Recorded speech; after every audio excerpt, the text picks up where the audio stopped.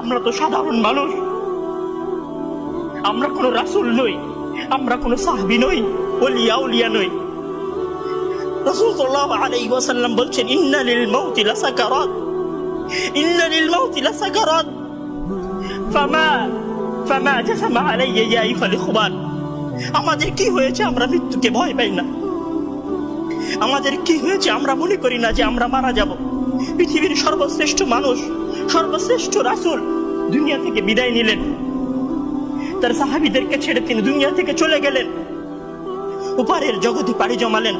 আমাদের কি হয়েছে যে আমরা বিশ্বাস করতে চাই না, আমরা প্রস্তুতি গ্রহণ করি না মৃত্যুর জন্য?